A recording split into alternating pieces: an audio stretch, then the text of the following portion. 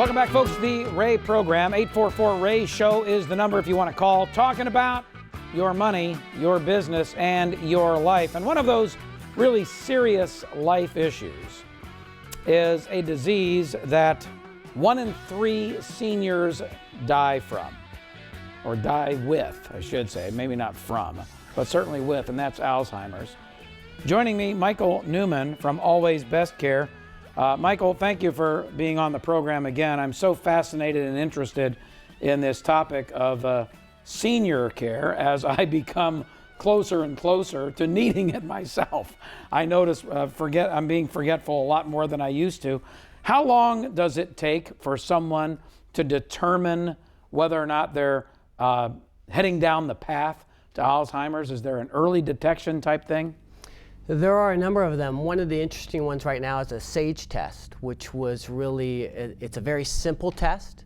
It was implemented out of Princeton University, I believe. And what they do with the SAGE test is it's a precursor. They found that they gave the test to roughly 1,050, 1,100 folks that were 50 years or older, and it checks for cognitive impairments, not Alzheimer's itself. And they found about 28% of those folks had it, and it correlated to other types of tests you can take. So that's a very simple test that somebody can take. You can pull it off the internet, you can get with your doctor on it, and then you can review those results. Now on your website, alwaysbestcare.com, you do have the 10 warning signs. Can you go through some of those? Sure, I'm happy to hit a couple of those signs. Memory loss, of course, that disrupts your daily activities of living, which we've talked a bit about. Challenges and problem solving. So maybe you're not remembering also how to get to an appointment, how to go to the grocery store. You forget on your way home. Early warning sign. My wife accuses me of that, but my mind is going all the time. I miss turns and so forth because I'm always doing some kind of planning in my brain. But she says you have early onset Alzheimer's, and I say, yes, honey, I do. By the way, who are you? No, I don't do that. But I mean, it is important. It's important that you are aware of these sorts of things, these failings, if you will, so that you can detect it early enough. Are they making some progress in Alzheimer's? They are. They have some really interesting research going on right now. One would be around Down syndrome patients.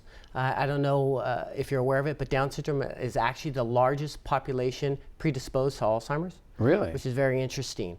Yes, so it's tied around chromosome 21, which produces the amyloid protein.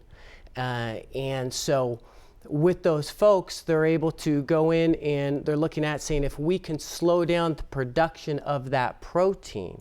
And chromosome 21 is where a DS patient has an additional set of genes, really, which leads to the DS. And so they, by age 40, almost all patients with DS are showing cognitive impairments. Wow. And so if they can slow down that production with folks that actually have an additional gene set, the ramifications of what that might do for Alzheimer's is amazing. It is so amazing. That's a really interesting study. Michael Newman, he's the founder, president, and chief executive officer of Always Best Care.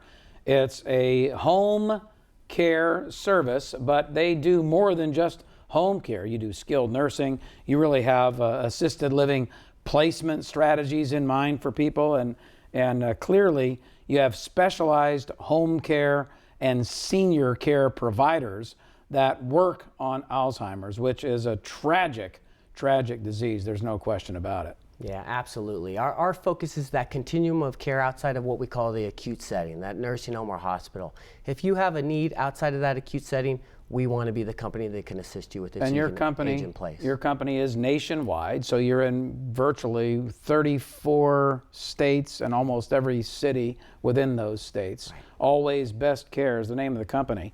Talking about assisted living for just a minute, so many of the seniors that I know and I've spoken with over the years, and for the most part I've talked to their kids, their baby boomer children, virtually all of them don't want to go in to assisted living. I don't want to say all of them, but a lot of them, if not most of them, want to stay home and stay in their own environment.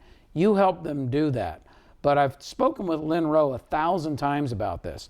And she says, and she's got documentation, that the caregiver, the family member caregiver, who is so emotionally wrapped up into this situation, their health goes down the tubes. Absolutely. They have to get emotional support, especially if you're dealing with someone with Alzheimer's. The emotional support, the assistance in taking breaks and continuing your life, because you still have to continue moving forward and doing things for yourself as well, or you can't be there for another. They lose focus easily on the quality of life and focus on the quantity of time. So, and I speak with Lynn all the time about, having people buy long-term care insurance policies, perhaps doing a reverse mortgage. Reverse mortgages have become a lot less risky for people. The federal government's gotten involved, and there's a lot of precautions that now they have to take classes and all that stuff to get a reverse mortgage.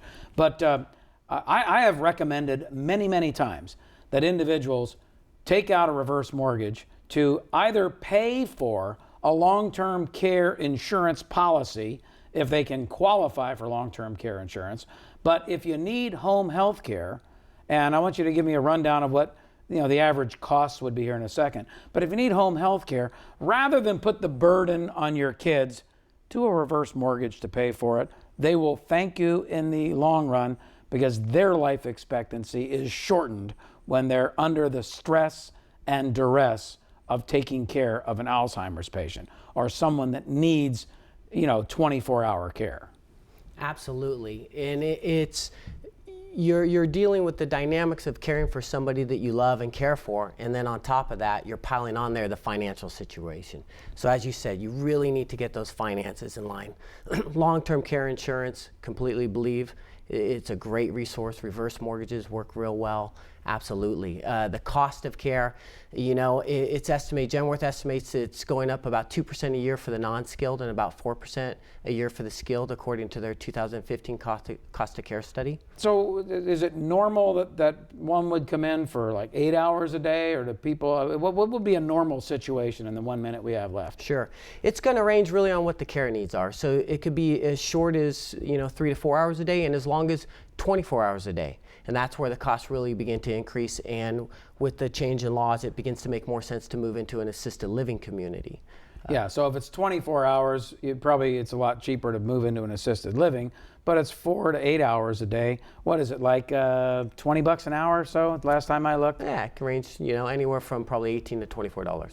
Okay, Always Best Care. Go to their website, alwaysbestcare.com, or simply call them at 855-470-CARE. We have them on this program for a reason, and that's because most of us baby boomers are going to be confronted with making decisions for our parents, or perhaps if you're younger, even your grandparents, and you want to make the right decisions. You may need help in making those decisions. So simply call 855-470-CARE or go to alwaysbestcare.com. In particular, if you have an impending need, but it's always better to talk to the folks long before you have that need, so you've got the resource to go to. Michael, thank you again. Michael Newman, he is the founder, president, and chief executive officer of Always Best Care.